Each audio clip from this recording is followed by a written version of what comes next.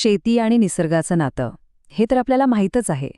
कधी पाऊस जास्त, कधी कमी, सगळा खेळ असतो तो नशिबाचा. पण आता चित्र बदलतंय. विचार करा, जर हा नशिबाचा खेळच संपला तर.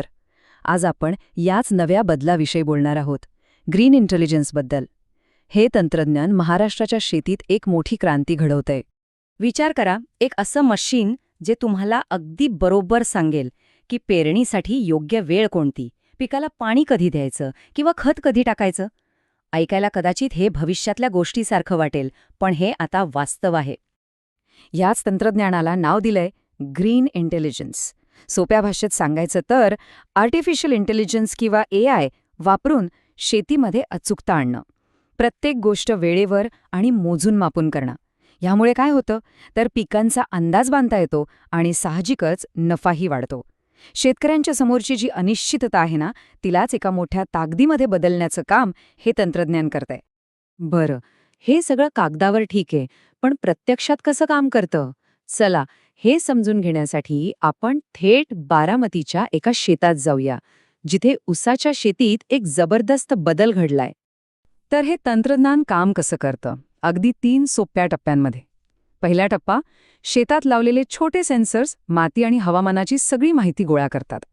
दुसरा टप्पा, ही सगळी माहिती मायक्रोसॉफ्टच्या AI सिस्टममध्ये जाते, जिथे तिचं विश्लेषण होतं.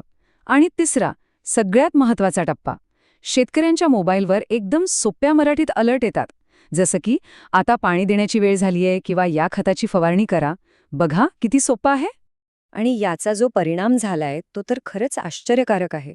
पारंपरिक पद्धतीने ऊस तयार व्हायला साधारणपणे 18 महिने लागायचे, पण AIच्या मदतीने तेच पीक फक्त 12 महिन्यांत तयार होतंय. म्हणजे सरळ सरळ 6 महिन्यांची बचत. विचार करा किती मोठा फरक आहे हा. फक्त वेळच नाही तर उत्पादनही वाढलंय. AI मुळे ऊसाचं वजन तब्बल 30 ते 40% वाढल्याचं दिसून आलंय. म्हणजे कमी वेळेत जास्त माल. आणि गोष्ट इथेच थांबत नाही. पिकाची गुणवत्ताही सुधारली आहे. AIच्या अचूक नियोजनामुळे ऊसातली साखर म्हणजे शुगर कंटेंट सुद्धा वाढलाय. थोडक्यात काय तर कमी पाणी, कमी खर्च आणि जास्त नफा, हेच आहे बारामतीच्या यशामागचं खरं रहस्य. बारामतीतलं हे उदाहरण खरंच खूप छान आहे. पण AI फक्त उत्पादन वाढवायलाच मदत करतं असं नाही, तर ते पिकांचं संरक्षण करण्यासाठी एका ढालीसारखं काम करतं. चला, आता बघूया कीड आणि दुष्काळासारख्या मोठ्या संकटांशी लढायला AI कसं पुढे येतंय.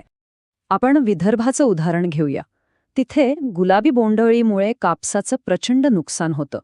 पण आता AI स्मार्ट ट्रॅप नावाची एक गोष्ट आलीय. ही कीड पसरायच्या आधीच तिला ओळखते आणि शेतकऱ्याला अलर्ट पाठवते.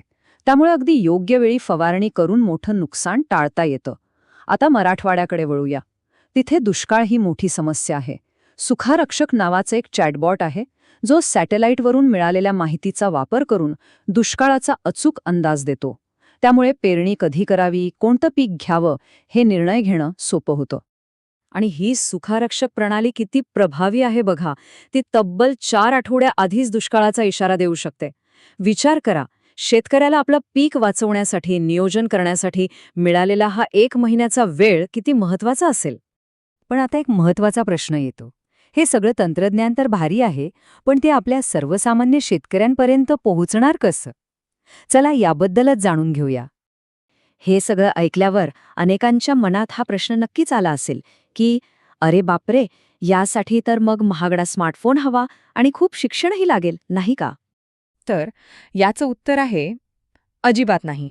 यावर उपाय म्हणून सरकारने महाविस्तार नावाची एक खूप सोपी सिस्टीम सुरू केली आहे. ही एक व्हॉइस कॉल सिस्टीम आहे. म्हणजे काय तर कोणताही शेतकरी अगदी साध्या फोनवरूनही 155261 ह्या टोल फ्री नंबरवर फोन लावू शकतो. तिथे आपल्या बोलीभाषेत प्रश्न विचारू शकतो. समजा विचारलं, माझ्या पिकाची पानं पिवळी का पडतायत, काय करू? की लगेच AI कृषीतज्ञ त्याचं अचूक उत्तर देतो. आहे की नाही सोपं? हे खरं तर असं आहे, जणू काही एक शास्त्रज्ञच तुमच्या खिशात आहे, जो कधीही कुठेही मदतीला तयार. ही जी स्थानिक पातळीवरची यशाची उदाहरणं आहेत ना, ती आता एका मोठ्या बदलाचे संकेत देत आहेत. आता आपण बघूया की याचा राज्यावर आणि संपूर्ण देशावर काय परिणाम होतोय आणि का काही जण याला दुसरी हरित क्रांती म्हणत आहेत. हे तंत्रज्ञान फक्त काही शेतांपुरतं मर्यादित राहू नये म्हणून महाराष्ट्र सरकारने एक मोठं पाऊल उचललंय. महाॲग्री एआय पॉलिसी अंतर्गत तब्बल 500 कोटी रुपयांची तरतूद केली आहे. याचा उद्देश हाच आहे की एआय राज्याच्या कानाकोपऱ्यातल्या प्रत्येक शेतकऱ्यापर्यंत पोचावं. आणि जर आपण देश पातळीवर विचार केला तर याचा फायदा प्रचंड मोठा आहे. एका अंदाजानुसार जर एआयच्या मदतीने आपण पिकांचं होणारं नुकसान जरी टाळू शकलो तरी भारतीय शेतीला दरवर्षी तब्बल 70,000 कोटी रुपयांचा फायदा होऊ शकतो. आकडा किती मोठा आहे बघा. तर एक गोष्ट आता अगदी स्पष्ट झाली आहे. शेती आता फक्त नशिबावर किंवा अंदाजावर चालणारा खेळ राहिलेला नाहीये. ती आता डेटावर म्हणजे अचूक माहितीवर चालणारं विज्ञान बनली आहे. निसर्गाच्या लहरीपणावर अवलंबून न राहता माहितीच्या आधारावर पीक घेण्याची ही जी नवी क्षमता आहे, कदाचित हीच तर भारताची दुसरी हरित क्रांती आहे.